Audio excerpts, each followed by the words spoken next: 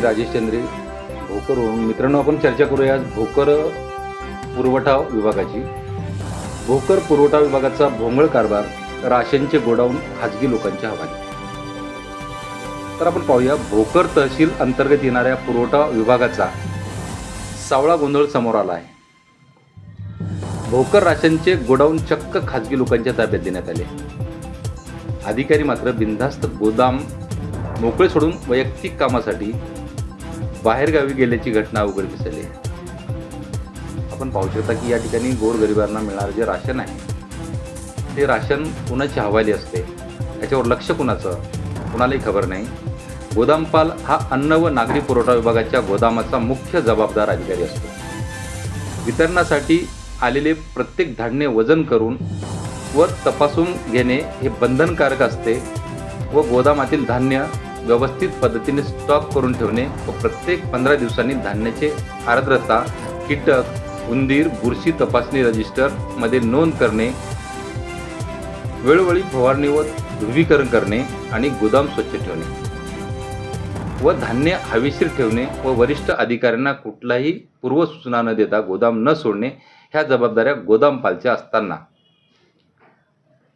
भोकर येथील पुरवठा विभागाच्या गोदामातील गोदामपाल राऊत मात्र काल दिनांक 1 एप्रिल 2026 रोजी भोकर येथील धान्याचे गोडाऊन खाजगी लोकांच्या स्वाधीन करून आलेल्या मालाची गाडी खाली करणे चालू असताना देखील कुठलीही मोजमाप न घेता स्वतः मात्र मीटिंग आहे असे सांगत वैयक्तिक कामासाठी निघून जातात. तिथं काही ठिकाणी त्या लोकांना विचारल्याच्या नंतर त्या ठिकाणचा खाजगी व्यक्तिमत्व साहेब सुतळीच्या मीटिंगला गेले. सुतळीची मीटिंग आम्ही विचारलं सुतळीची मीटिंग नेमकी काय मीटिंग आहे, तर तो म्हणला की नाही आमच्या इथं सुतळी संपली आणि साहेब सुतळीच्या मीटिंगला गेले. तर हे पाहण्यासाठी आम्ही स्वतः तहसीलला पुरवठा अधिकाऱ्यांना भेट दिली. त्यावेळेस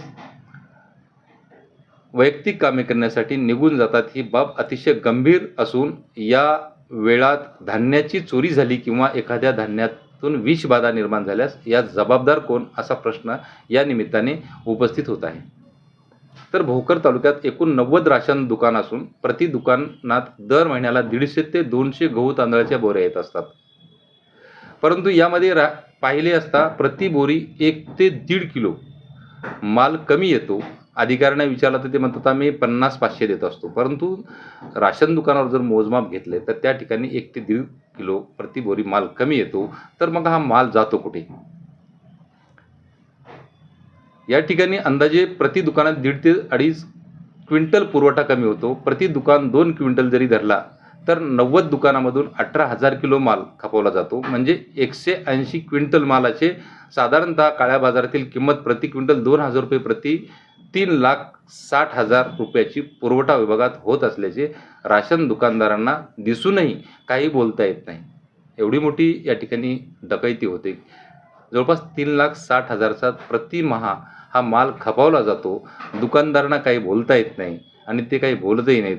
परंतु याचा बोजा सामान्य जनतेवर पडतो आणि राशन दुकानदार मग प्रति लाभार्थ्याला थोडे थोडे राशन कमी देऊन त्यांची भूक भागवतात. अशा प्रकारे राशनधारकांना सुद्धा पुरवठा कमी केला जातो. मग यात दोषी कोण? भले काही हो, पण फसगत मात्र सामान्य जनतेचीच. यातून होणारी राशन चोरी आणि गोदामपालाची मनमानी यावर भोकरीतील पुरवठा अधिकारी यावर काय कारवाई करणार, हे सर्व प्रकार नोटीसच्या नावाखाली दाबला जाणार याकडे मात्र सर्वांचे लक्ष आहे. याबाबत आम्ही पुरवठा अधिकारी आडेपवार यांची भेट घेतली असता त्यांनी सारवासारवीचे उत्तर दिले आणि म्हणाले, राऊत यांनी गोदाम सोडताना मला कुठल्याही प्रकारची सूचना किंवा लेखी पत्र दिले नाही. त्यापूर्वी ते म्हणाले की मला त्यांनी एक SMS केला की मी थोडा लेट येणार आहे आणि गोदामात कुणीही कर्मचारी किंवा गोदामपाल नाही. मला माध्यम प्रतिनिधी यांच्यामार्फत कळाले असून आज कुठल्याही प्रकारची मीटिंग किंवा कार्यालयीन बैठक नसून वरिष्ठांना कुठलीही सूचना न देता गोदाम खाजगी लोकांच्या ताब्यात सोडणे हा प्रकार कर्तव्यात कसूर का मानला जातो. मी त्यांना फोन करून विचारणा केली असता ते गोदामात उपस्थित नसल्याचे आडेपवार यांनी सांगितले. मी पुरवठा विभागाचा निरीक्षण अधिकारी या नात्याने गोदामपाल राऊत यांच्याकडून खुलासा मागवणार असून खुलासा आल्यानंतर त्यांच्यावर योग्य ती कारवाई केली जाईल असे उत्तर आडेपवार यांनी दिले. तर हा होणारा काळा बाजार फक्त 1 ते 1.5 किलो प्रति बोरी माल कमी होतो, परंतु येथे या ठिकाणी लाखोचा माल हा गरिबांच्या तोंडातून काढला जातो. मग यावर पुरवठा विभाग, तहसीलदार, लोकप्रतिनिधी किंवा जिल्हाधिकारी हे काय कार्यवाही करतील हा पाहण्याचा भाग आहे. किंवा जनतेच्या तोंडातून हे आलेलं राशन एवढ्या प्रमाणात चोरी होत असते, यावर कार्यवाही होईल का, ही जनतेतून बघण्याची एक मानसिकता आहे की यांच्यावर कार्यवाही झाली पाहिजे. आज आपण आलेलो आहोत भोकर तहसील कार्यालयाचे पुरवठा विभागामध्ये तालुका पुरवठा अधिकाऱ्यांकडे.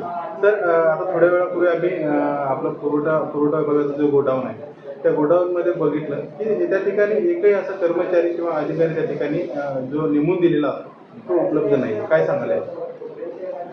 तुमच्या माध्यमातून मला आत्ता कळालं आहे इथे कोणी शासकीय कर्मचारी इथे उपलब्ध नाही, तरी आम्ही त्यांना योग्य तो नोटीस देऊन त्यांच्याकडून आम्ही खुलासा मागू आणि त्याच्यात जर ते दोषी आढळले तर आम्ही नियमानुसार त्यांच्यावर कारवाई करू. आपण म्हणलात की दोषी आढळले तर खुलासा मागू, पण तत्पूर्वी एखाद्या कर्मचाऱ्याने एखादा कार्यालय सोडताना किंवा एखादी जबाबदारी सोडताना त्या ठिकाणी आपल्या वरिष्ठांना कळवणं बंधनकारक असते किंवा तसा पत्रव्यवहार केला जातो. या संदर्भाने आपल्याकडे काही त्यांचं पत्रव्यवहार वगैरे आहे काय? असं लेखी काही आलेलं तर नाही, परंतु मान्य तहसीलदार साहेबांना जर काही त्यांनी इन्फॉर्म केलं असेल तर मी त्यांच्याकडून माहिती घेऊ. आपण तहसीलदार साहेब म्हणतात, पण पुरवठा विभागाचे पुरवठा अधिकारी आपण हो हो नायब तहसीलदार म्हणून लेखी अशी कोणती कार्यरत आहात आपण. लेखी पण तहसीलदार साहेबांऐवजी तो आमच्या माहितीत तो आम्हाला वाटते की तो आपल्याकडेच तो लेखी पत्रव्यवहार होत असतो किंवा आपणच त्यांना तसं त्या पद्धतीने रिलीज केलं जातं, पण तो आपल्याकडे न सांगता किंवा आपल्या कार्यालयाला न कळवता लेखी कुठेतरी बाहेर गेले, त्याच्यावर नेमकं काय कठोर कारवाई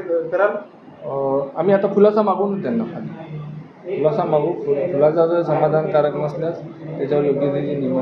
यानंतर आमच्या निदर्शनास आता आले, आम्ही पाहत होतो की जी मालाची गाडी त्या ठिकाणी आहे त्या ठिकाणी कुठल्याही प्रकारचं वजन काटा न करता तो माल गोडाऊनमध्ये स्टॉक केला जातो. हा वजन काटा करून माल स्टॉक करायचा असतो का न करता हे स्टॉक केलं जातं? जर साखरेच्या बाबतीत असेल तर ते स्टँडर्ड केलेलं असते, त्याला वजन करण्याची आवश्यकता नाही.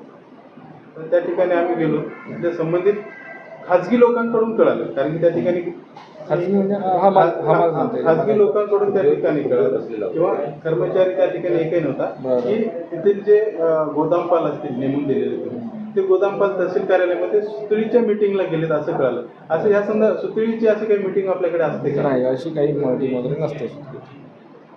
फक्त मासिक मीटिंग असते, ते महिन्यातून एकदा होते जिल्हा कार्यालयामध्ये. दुसरा एक विषय असा आहे, ज्या वेळेस बाहेरून माल येतो शासनाचा गोडामध्ये स्टॉक केलो आणि तोच माल ज्यावेळेस वितरण होण्यासाठी जातो त्यावेळेस काही पोत्यामध्ये आम्ही प्रत्यक्ष आपल्या फुटेजमध्ये निदर्शनास आलंय की 39 किलो आणि 48 किलो असा माल त्या पोत्यामध्ये भरला जातो. नियमानुसार तो माल कमी आहे असं वाटत नाही? नाही, आमच्या निदर्शनात तर तसं आलं नाही. नियमानुसार 50, 560 पोत्यासह वजन करावं लागते आणि तसंच केलं जाते. जर अशी कुठे आढळून आल्यात तर त्या दुकानदारांनी इथं तक्रार करावी किंवा ज्याला निदर्शनात आलं ते आम्हाला सांगा, आम्ही योग्य कारवाई करू. शासनाकडून आपल्याकडे आलेला माल सील पॉकेटमध्ये आला जातो, तो आल्याच्या नंतर ते पाकिट इथं खोलल्या जाते का? हो, कारण की ते अनस्टँडर्ड असतो, कारण की पूर्ण गाडी वेट होते. इथं आल्यानंतर प्रत्येक पोत्याचं वजन करावं लागते आणि 50, 560नुसार कमी असेल तर टाकावं लागते किंवा जास्त असेल तर काढावं लागते. 50, 560चं करावं लागते. तसंच मग वितरण दुकानदाराला करण्यात येते. तर आता आपण म्हणलात की संबंधित कर्मचाऱ्यांनी मला व्हॉट्सअपद्वारे माहिती देऊन त्यांनी कार्यालय सोडले, पण व्हॉट्सअपवर माहिती आल्यानंतर त्या ठिकाणी एखादा कर्मचारी तिथे नेमणं हे आपलं आद्य कर्तव्य असताना त्या ठिकाणी अद्यापही तिथे एकही कर्मचारी मिळाला, कुठंतरी आपली ही अकार्यक्षमता या ठिकाणी दिसून येते. त्यांनी मला फक्त व्हॉट्सअपवर कल्पना दिली की मी उशिरा येणार, आल्यानंतर गाडी खाली करण्यात येईल, परंतु ते न येता गाडी खाली करण्यात आली आणि तिथं कोणी ऑफिशियल व्यक्ती नव्हता. तर त्याचा आम्ही खुलासा मागवतो, कारण की मला अशी कल्पना नव्हती की गाडी खाली करण्यात येईल